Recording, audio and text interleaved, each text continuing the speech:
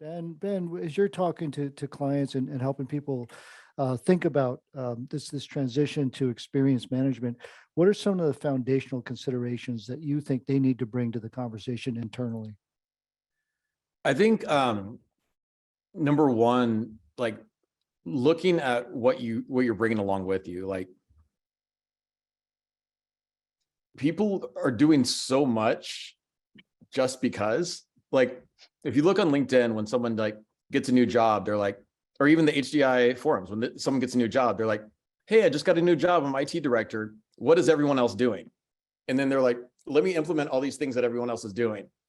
First of all, like, you probably want to look outside of the industry if you really want more innovation, but also like, ouch, the more stuff, that's true. The more stuff that you bring in, like, this is way too simple. It needs to be more complicated, said no IT leader ever. We have this huge complex thing, and like, IT leaders are overwhelmed. If you want to really start an experience journey, before you even think about experience, I would look at all of our tools, all of our metrics, everything, and move them to one side of the whiteboard and draw a line, and then an empty white space on the other side of the whiteboard. And I would make each one of those re-interview for their place in your organization. We measure these 40 metrics. Great. Now we measure none. Which ones do we actually want to use? And if you do that, what you might find is, oh, now we have space in our strategy to put experience in.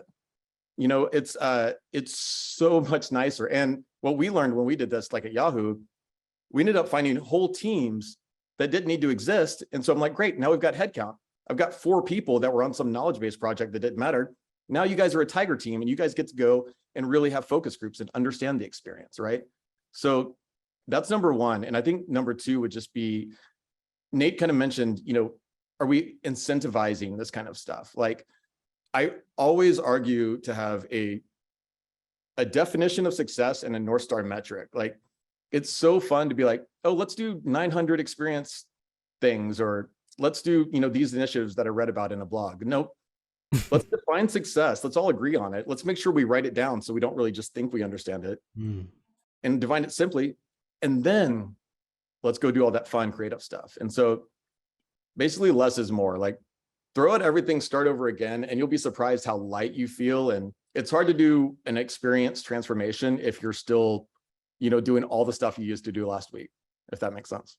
If I might add something to that, if you don't mind, when you know, just visualize this whiteboard, right? This white space. And in the foundation class, which I hope I'm not ruining it, because I know I see a couple of names that are going to be in the class at conference, but we do an activity around Q-Stack results, you know, so surveys, you know, sentiment surveys.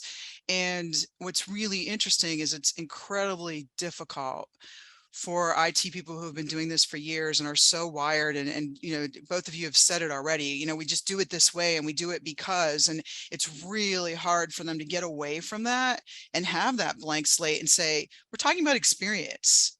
We're talking about end-to-end moments over time, what people are feeling. And this is what we've got to look at. That's what these results are telling us, not taking it right back to technical solutions. And that's where we're making the mistake. We're providing technology solutions, and that's not what people need to have. They need to do their jobs, and they need to have loyalty to their teams, to their leaders, to this organization, to the people that they support.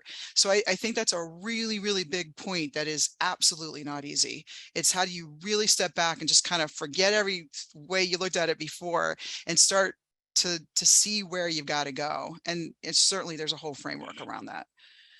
Yeah, and I think that, you know, it's important that you've got to make sure that you've left room for people to, you know, move beyond just taking orders.